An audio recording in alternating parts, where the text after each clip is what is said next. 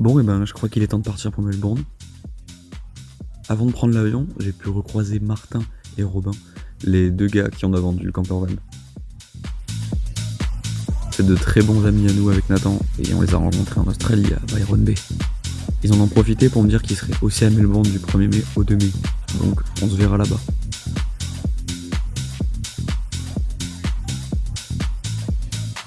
Bon bah du coup j'en ai profité pour revisiter encore une fois Melbourne un petit peu et passer du temps avec Robin et Martin une dernière fois avant de partir d'Australie.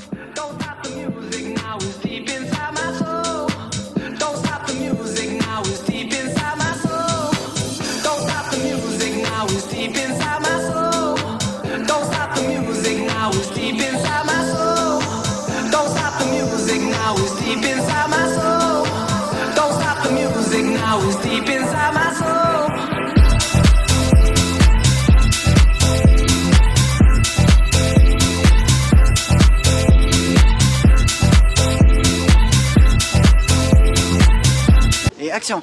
Alors aujourd'hui on est arrivé à la chocolaterie. Ce qu'on va faire avec... On peut la refaire. Tu vas le faire, oui.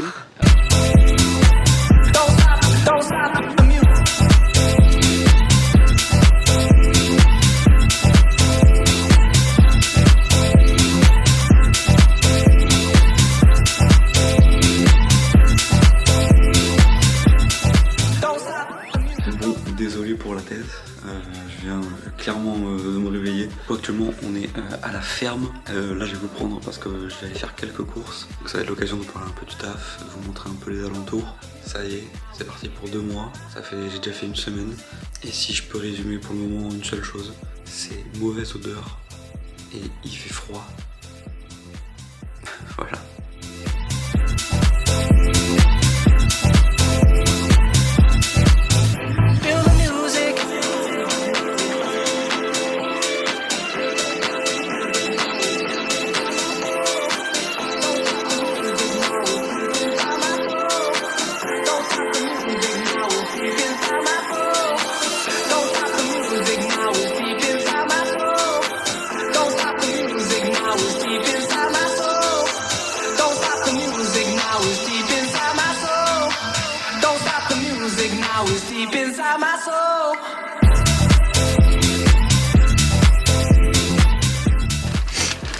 Bon, petit colis opening. Tada. Voilà, donc une vraie sacoche très grande où mon appareil photo pourra complètement rentrer dedans.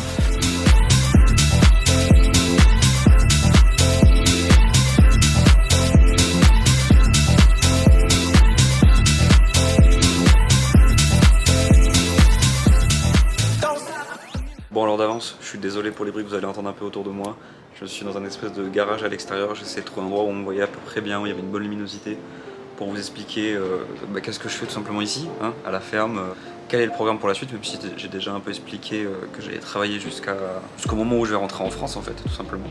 Du coup, donc là je suis dans une ferme à côté de Foster, donc c'est à 10 minutes de là où on était avec Nathan pour la ferme. Je vais rester ici jusqu'à début juillet, je pense.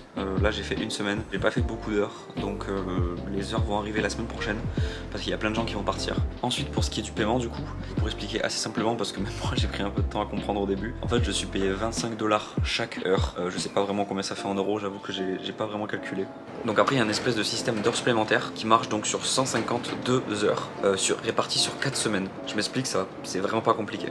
On va prendre l'exemple que vous commencez le mois, vous allez faire des heures, voilà, vous allez faire par exemple 40 heures par semaine, on va dire ça comme ça par exemple. Et ben dès que au bout d'un certain nombre de semaines, vous allez dépasser ce 152 heures, voilà, ça va s'accumuler. Dès que vous dépassez les 152 heures, peu importe où vous êtes dans le mois, toutes les heures que vous faites après, peu importe les heures, peu importe les jours, c'est compté comme des heures supplémentaires. En fait, tout ce qui est plus de 152 heures dans ce mois-ci, c'est considéré comme des heures supplémentaires. Et donc ça c'est un très bon plan parce que c'est des heures qui sont payées un peu plus cher. Alors bon, je vais vous apprendre, 152 divisé par 4 ça fait 38, donc à peu près 38 heures par semaine. Donc je dois viser plus de 38 heures par semaine pour espérer faire des heures sup. On va pas se mentir, pour le moment j'en ai fait 28 cette semaine, on n'est pas bien barré niveau heures sup, en tout cas pour ce mois-là. J'ai pu échanger un peu avec des gens qui sont à la ferme et ils m'ont dit que eux arrivaient à faire à peu près 1000 $ par semaine. C'est l'objectif, c'est ce que je vais viser. Pas pour cette semaine évidemment parce que c'est déjà passé et je les ai pas eu, je dois être dans les 500-600 $ pour cette semaine. Mais pour les semaines qui arrivent en tout cas, j'espère pouvoir faire 1000 par semaine et rentrer en France comme j'ai dit début juillet. Voilà, donc en tout cas j'espère que c'est un peu plus clair parce que j'avoue que c'est un peu flou tout ça en Australie. On a aussi un véhicule qui nous est prêté donc par les gens de la ferme tout simplement. C'est un peu cher de le prendre mais bon, on a ça qui est mis à notre disposition. On a une maison aussi qu'on peut voir juste ici, voilà, ça c'est la maison, dans une espèce de garage à côté. On a chacun une chambre, il y a du chauffage, il y a de l'eau, et on est un peu perdu en pleine campagne, mais on n'est pas à la rue. Et donc il faut aussi savoir que ce logement me coûte 20 $ par nuit. Voilà. Donc avec Nathan, la ferme où on était avant, c'était gratuit. Là c'est 20 $.